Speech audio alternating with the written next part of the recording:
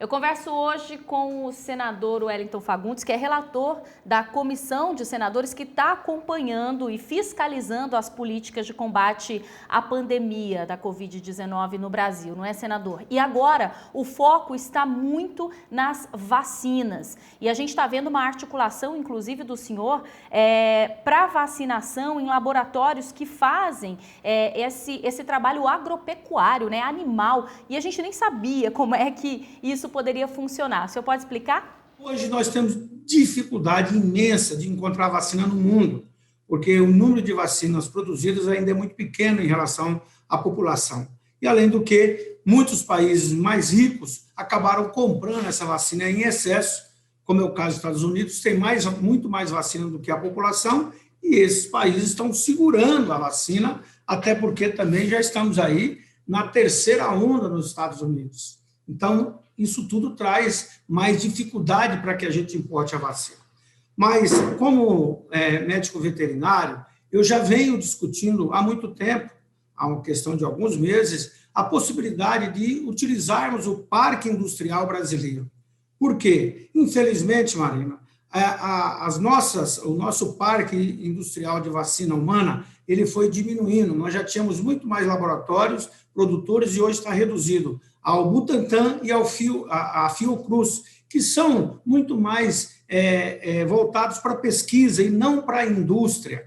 Então, eles, na área industrial, é muito pequeno. Então, até hoje, o Brasil não fabricou uma dose de vacina, porque às vezes a imprensa coloca, na verdade, nós estamos importando IFA e apenas embalando, envasando lá no Instituto Butantan e também no Fiocruz. Então, enquanto que na produção de vacina animal, o Brasil tem uma capacidade imensa, é a maior capacidade mundial. Nós temos, por quê? Porque nós temos também uma indústria de proteína animal muito forte. Nós somos o maior rebanho bovino do mundo, suíno, aves, enfim. Então, a indústria de proteína animal é muito forte no Brasil e nós temos uma indústria de alta tecnologia para produzir para o Brasil e para exportar. Nós exportamos muito. Então, com isso, essas indústrias foram aumentando, especializando, trazendo mais tecnologia. E depois de todas essas conversas, nós tivemos um documento oficial do SINDAN, que é o Sindicato da Indústria de Saúde Animal, que disponibilizou para mim, como relator, mas isso para toda a comissão e para o Congresso Nacional, um documento.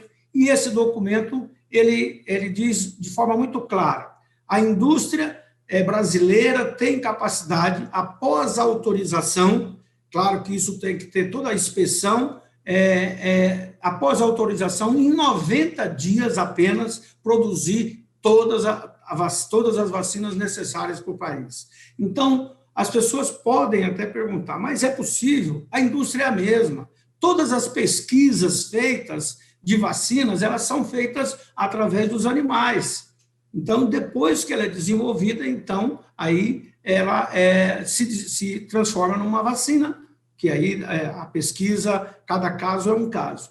Mas o Brasil tem, então, toda a capacidade e indústria de ponta com biossegurança máxima. Então, isso está disposto para o Brasil, e aí é onde nós estamos conversando com todas as autoridades. A Anvisa se mostrou aberta a essa produção, né, por essas fábricas de imunizantes aí animais. Mas o que já tem de prático e quais seriam essas fábricas, em que regiões, em que polos? Por exemplo, em Mato Grosso, existe? Essas fábricas elas estão localizadas, duas em Minas Gerais, em Montes Claros e Belo Horizonte, e uma em São Paulo, em Valinhos. São as super fábricas que eu diria. Então, fábricas gigantescas. Só para se ter uma ideia, enquanto o Butantan, que ainda não tem a fábrica, ele está ampliando as suas instalações para poder fabricar, equipar, tudo isso vai demorar muito. Essas fábricas de última geração estão prontas, funcionando, fabricando, e essas três fábricas a partir da mesma tecnologia que é usada para fazer a Coronavac, ou seja, a partir do vírus inativado. Então, a mesma produção, a mesma linha de produção, o que muda é apenas a célula-mãe. Aí entra a tecnologia. Essa célula-mãe pode vir numa caixinha, como se fosse uma caixinha de joia que você deve ter em casa. Essa caixinha blindada de chumbo é importada e vai para o laboratório e lá é reproduzido bilhões de células. Então, e aí isso transforma-se na vacina, coloca mais alguns produtos, né, principalmente o conservante, que pode ser formaldeído, outros produtos que é utilizado. E aí a vacina está pronta. Esses grandes laboratórios produziriam o que nós estamos importando hoje, que é o IFA. Esse IFA poderia ir para o Butantan e para o Fiocruz, e lá eles especializarem e ampliarem, inclusive, mais o setor de embalagem, ou seja, de envasamento, e entregar essa vacina para o Ministério da Saúde e fazer a distribuição para todo o Brasil. Bom, pelo que eu entendi, então as negociações estão bastante avançadas, né? Seria o quê? No prazo de 90 dias entregariam esse IFA, então, para depois ser envasado? É assim que funciona? Isso. O que nós estamos agora? Já tivemos reuniões com o Ministério da Saúde, o Ministério da Agricultura, também com a Anvisa, e agora já está marcado para a semana que vem também com o Ministério das Relações Exteriores. Aliás, já tivemos reunião também com o Ministério da Ciência e Tecnologia. É importante dizer que o presidente Bolsonaro tomou conhecimento disso a semana passada. E quais são as medidas necessárias? A Anvisa fazer a inspeção nos laboratórios junto com o Ministério da Agricultura, que é o regulador, e também, claro, as tratativas internacionais.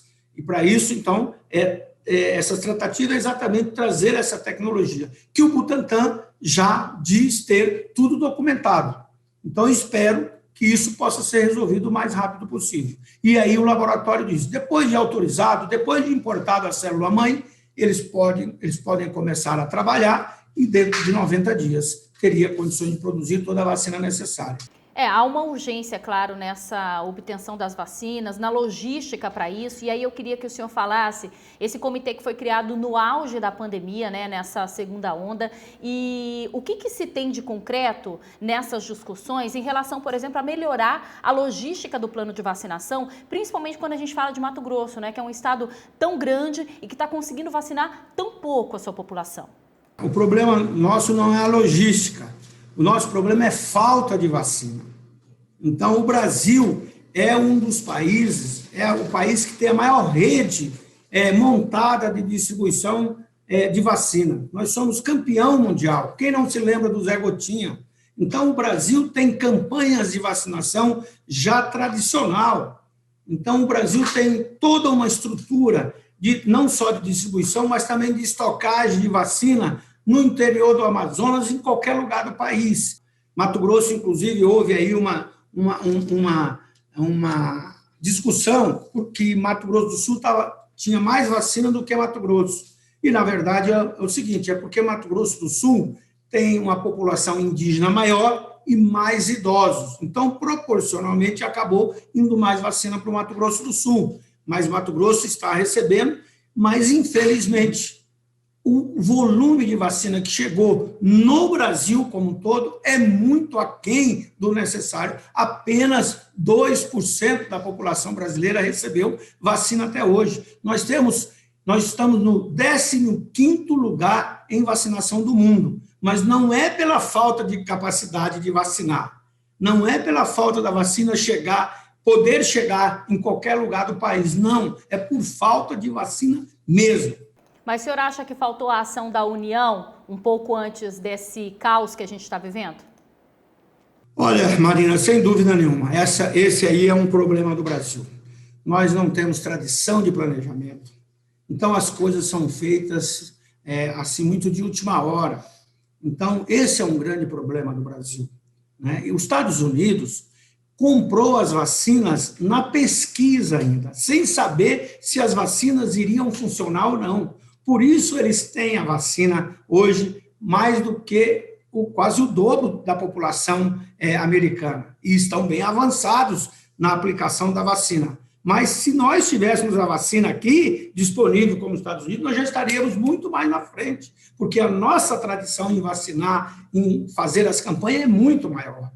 É como o senhor disse, né? O Brasil é bom em vacinar, tem essa capacidade, mas é muito ruim em planejar. A gente tem que dizer isso de fato. e de executar também, né, Marina? Porque se não tem planejamento, até chegar à execução... Senador, obrigada por esse bate-papo. A gente vai seguir acompanhando a articulação aqui e torcendo, né, por essas vacinas, por essa produção.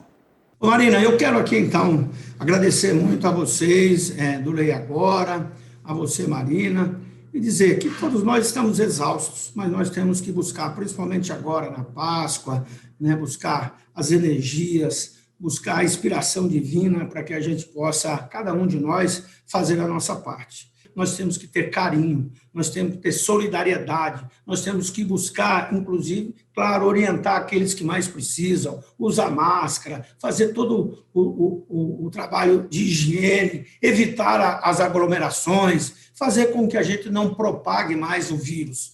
Então, isso desde a família, evitar grandes aglomerações, evitar até uma festa dentro de casa. Ah, mas é só com a família, mas evita isso. Evita chamar a família toda reunida. Não quer dizer que você não pode conversar com seus amigos, com seus parentes, com seus familiares, até porque a gente precisa de humanismo também. Mas quanto mais evitar aglomerações, melhor. Nada de aglomerar na Páscoa. Tchau, senador. Tchau, Marina. Felicidade. Que Deus nos abençoe.